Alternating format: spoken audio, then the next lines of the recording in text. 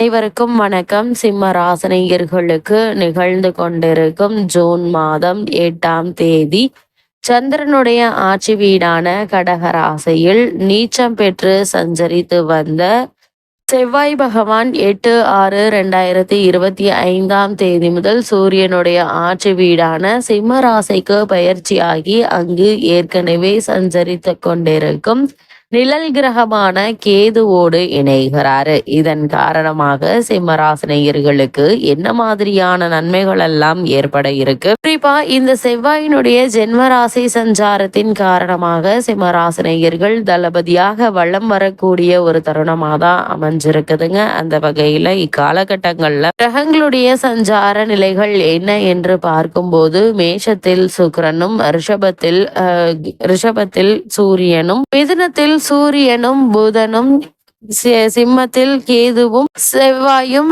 கும்பத்தில் சனியும் ராகுவும் இணைந்து சஞ்சரிக்கிறாங்க. இந்த கிரகங்களுடைய சஞ்சார நிலைகளின் காரணமாக சிம்ம ராசினியர்களுடைய வாழ்வில் குடும்ப சூழ்நிலை ரீதியாக உத்தியோகம், தொழில், வியாபாரம், கலைத்துறை, அரசியல் துறை, மாணவ மாணவிகள், விவசாய துறையினர், பெண்மணிகள் என அனைவருக்குமே என்ன மாதிரியான நன்மைகள் எல்லாம் ஏற்பட இருக்கு என்பது குறித்தான முழுமையான பதிவை தான் இந்த வீடியோல நம்ம விரிவா பார்க்க போகிறோம். அதற்கு முன்னாடி செவ்வாய் பகவானை பற்றி சற்று விரிவாக தெரிந்து கொள்வோம். அந்த வகையில சிம்மராசினியர்களுக்கு செவ்வாயினுடைய அனுகிரகம் இருந்தால் என்னவெல்லாம் கிடைக்கும் என்று பார்க்கும்போது ஒரு ஜாதகத்திற்கு சொந்த வீடு, இனிய மன வாழ்க்கை, செல்வம் அளிக்கும் பூமிக்காரகரான செவ்வாய் கிரகத்தினுடைய சூட்சம ரகசியங்கள் என்ன என்று பார்க்கும்போது உடற்பயிற்சி கூடங்களில் ஆர்வத்துடன் உடலை வலுப்படுத்தும் பயிற்சிகளை செய்பவர்கள் பெரும்பாலும் செவ்வாயினுடைய ஆதிக்கத்தில் பிறந்தவர்களாக இருப்பார்கள் என்கின்ற ஜோதிட சாஸ்திரம். அது மட்டுமில்லாமல் செவ்வாய் கிரகத்தினுடைய சூட்சம ரகசியங்கள்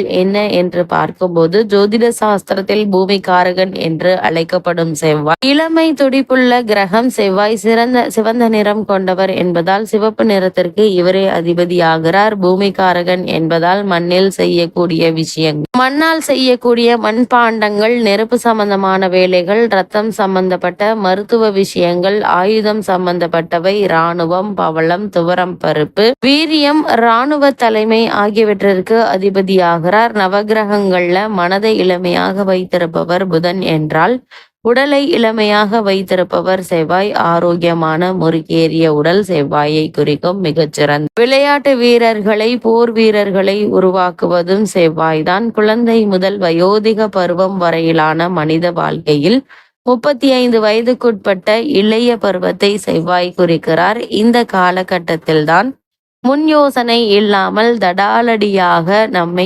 ஏதேனும் ஒரு காரியங்கள்ல இறங்க வைப்பார் செவ்வாய். பொதுவாக பலம் வாய்ந்த செவ்வாயினுடைய தசை ஒருவருக்கு நடக்குமானால் அவருக்கு உடலை பாதுகாக்கும் ஆர்வம் வரும். உடற்பயிற்சி நிலையங்களில் ஆர்வத்துடன் உடலை வலுப்படுத்தும் பயிற்சிகளை செய்வார். பெரும்பாலும் செவ்வாயினுடைய ஆதிக்கத்தில் பிறந்தவர்களாக இருப்பார்கள். ஜாதகத்தில் செவ்வாய் வலுப்பெற்று இருப்பதை பொறுத்தே சொந்த வீடு, நிலம், மாட்டு பண்ணை வீடுகள் அமைத்து தர காரணமாக இருப்பார். கூடவே மற்ற கிரகங்களுடைய சுப பார்வை இருந்தால்தான் அவற்றை முழுமையாக அனுபவிக்க முடியும். தொழில் ஸ்தானமான 10ஆம் இடத்தோடு செவ்வாய் சம்பந்தப்பட்டால் ஒருவரை விளையாட்டு, உடற்பயிற்சி சம்பந்தப்பட்ட துறைகளில் பொருளீட்ட வைப்பார். பூமி சம்பந்தப்பட்ட ரியல் எஸ்டேட் தொழிலிலும் ஜாதகர் கொடிகட்டி பரப்பாரு. அபாரமான லாபம் தருவதும் வீடு கட்டி விற்கும் பில்டர்களுக்கு கோடிக்கணக்கில் பணத்தை அள்ளி தருபவரும் இவர்தான்.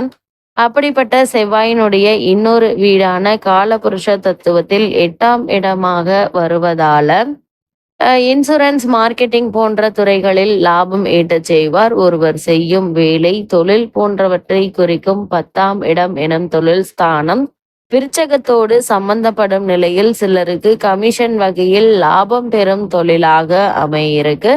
அது மட்டும் இல்லாமல் இந்த செவ்வாயை பொறுத்த வரைக்கும் சிம்ம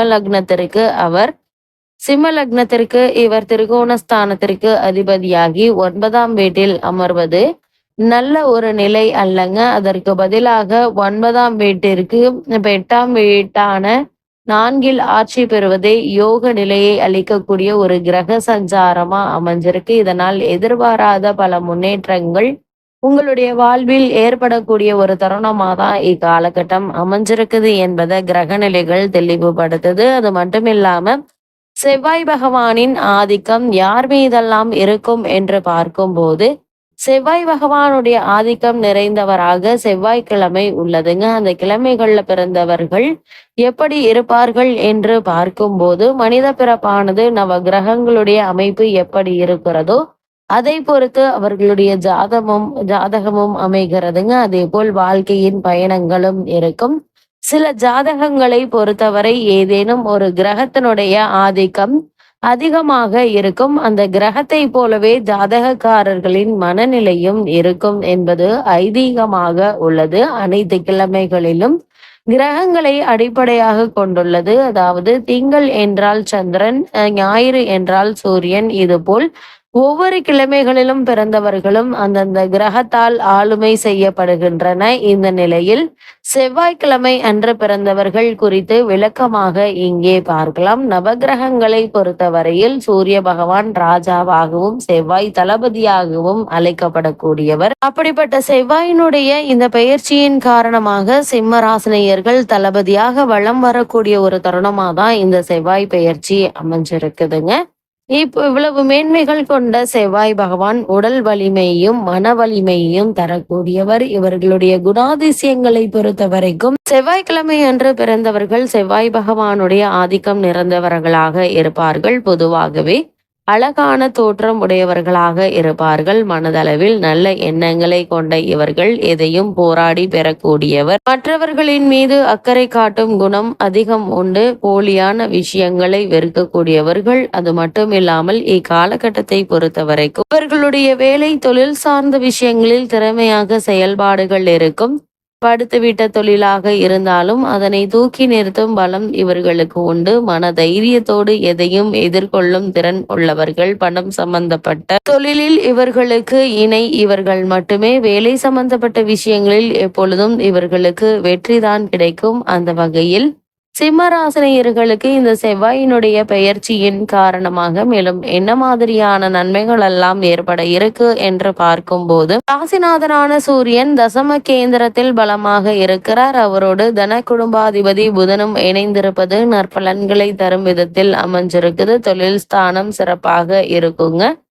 பொருள் வரவு நல்லபடியாகவே இருக்குங்க. அது மட்டும் இல்லாம முக்கியஸ்தர்கள் உங்களுக்கு பின்னால் இருந்து இயக்குவாங்க. அதே போல் உங்களுடைய ராசிக்கு 11ஆம் இடத்தில் குரு இருந்து அவரோடு விரைவில் 2ஆம் தேதி முதல் புதனும் சேர இருப்பதால் தொட்ட காரியங்கள் அனைத்துமே துலங்கி நீங்கள் முன்னேற்ற பாதையில் பயணிக்கக்கூடிய ஒரு தருணமாக தான் இக்காலகட்டம் அமைஞ்சிருக்குது. கஷ்டங்கள் குறையும் காலம் இது என்று எடுத்துக்கொண்டு முயற்சிகளை தொடங்குங்க. எண்ணற்ற நன்மைகள் உங்களுடைய வாழ்வில் ஏற்படும். அது மட்டும் இல்லாமல் சிம்மராசினியர்களை பொறுத்த வரைக்கும் உங்களுடைய ராசிக்கு 7ஆம் இடத்தில் சனி ராகு சேர்க்கை, ராசியில் கேது அமர்ந்து அவர்களை பார்ப்பது, விரயஸ்தானத்தில் செவ்வாய் இருந்து 7ஆம் இடத்தை பார்ப்பது,